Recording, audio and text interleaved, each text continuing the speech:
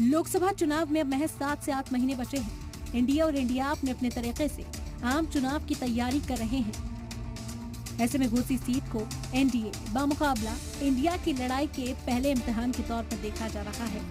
NDA में हाल ही में शामिल हुए सुहेल देव भारतीय समाज पार्टी के सदर ओम प्रकाश राजभर पूर्वांचल में अपने असर का दम भरते हैं। खास तौर पर घोसी लोकसभा सीट राजभर के असर वाली सीट मानी जाती है। ऐसे में उन्हें इस सीट पर एनडीए को फायदा पहुंचाकर खुद को साबित करने की चुनौती है। इधर सीएम योगी आदित्यनाथ भी चाहते हैं कि घोसी की जीत को उनकी सरकार के कामकाज के लिए लोगों की इत्मीनान के तौर पर पेश किया जा सके। इसीलिए ओम प्रकाश राजभर नॉमिनेशन के बाद से ही घोसी में डेरा डाले बैठे हैं। तो खुद सीएम योगी 2 सितंबर को घोसी में दारा सिंह के लिए वोट मांगते नजर आए। वहीं समाजवादी पार्टी के उम्मीदवार सुधाकर सिंह को कांग्रेस ने अपनी हिमायत देकर इंडिया इत्तेहाद का धर्म निभाया है। एसपी ने बार बार इंडिया में खुद को यूपी का सबसे बड़ा दल दिखाने की कोशिश की है।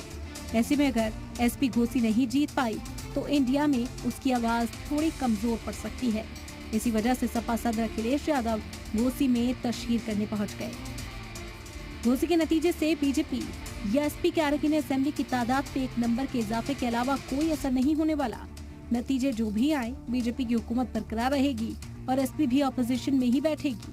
लेकिन 2017 में योगी सरकार में वजीर रहे दारा सिंह अगर हारे तो वो ना घर के रहेंगे और ना घाट के।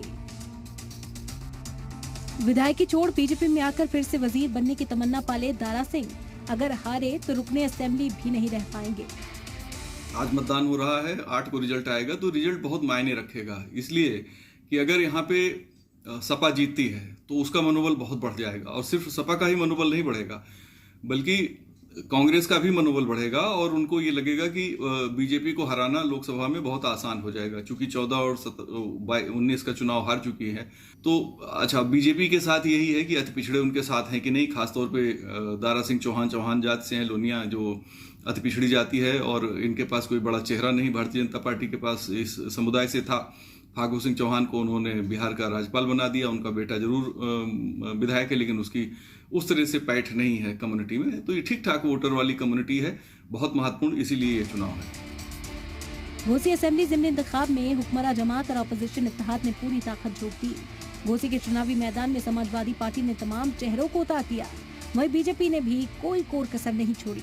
ऐसे में मुकाबले को 2024 के लोकसभा चुनाव से पहले यूपी के सियासी मैदान में इंडिया के इम्तिहान के तौर पर देखा जा रहा है। फिलहाल वोटिंग के बाद अब सबकी निगाहें 8 सितंबर के रिजल्ट्स पर टिकी हैं। ब्यूरो रिपोर्ट, जी मीडिया।